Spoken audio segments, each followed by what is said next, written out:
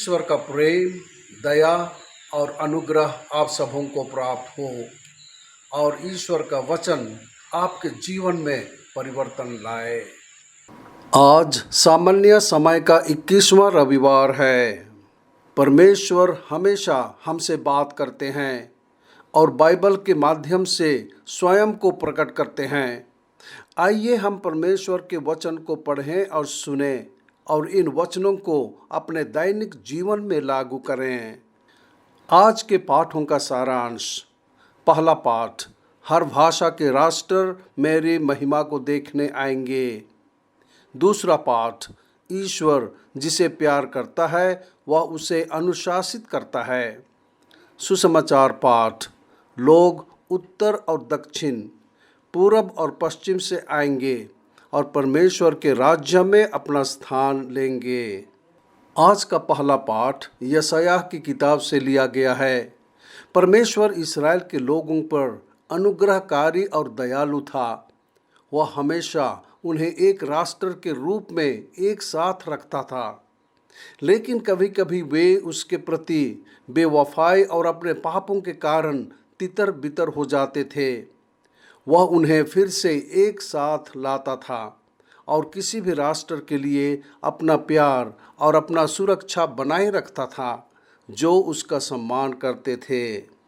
आज का दूसरा पाठ इब्रानियों की किताब से लिया गया है और यह हमें बताता है कि हमें प्रभु के अनुशासन को हल्के में नहीं लेना चाहिए और ना ही साहस खोना चाहिए जब हमें उसके द्वारा दंडित किया जाता है।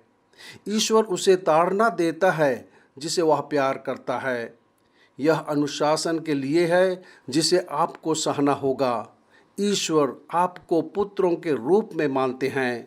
कौन है वो पिता जो अपने बेटे की भलाई के लिए अनुशासित नहीं करेगा? सभी अनुशासन दर्दनाक हो लगता है, लेकिन बाद में यह सुखद हो जाता है।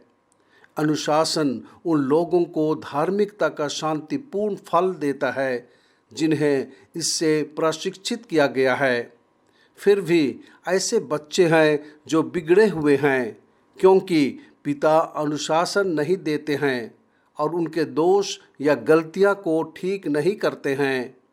परमेश्वर हमें सुधारता है और हमें अनुशासित करता है ताकि हम अच्छे आदमी बने और मुक्ति पा सकें।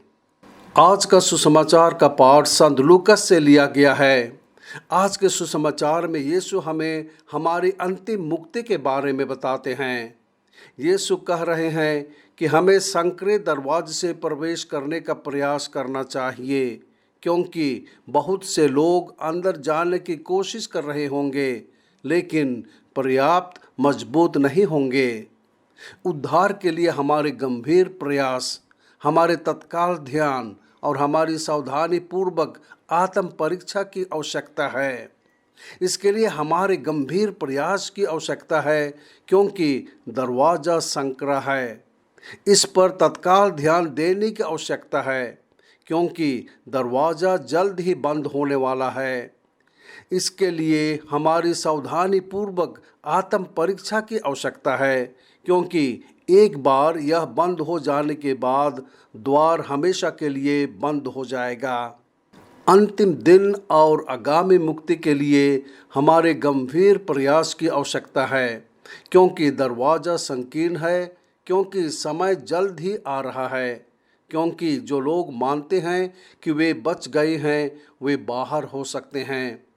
हमें चौकस और सतर्क रहना होगा। मुक्ति सभी को स्वतंत्र रूप से दी जाती है, लेकिन इसे स्वतंत्रता के साथ लेना पड़ता है। ईश्वर अपनी कृपा और अपनी मुक्ति किसी पर थोपते नहीं हैं। प्रार्थना। हे प्रभु यीशु ख्रीस्त, हमें यह कृपा दे कि हम सभी समय सतर्क रहें और आपके आने के लिए तैयार रहें। आमीन।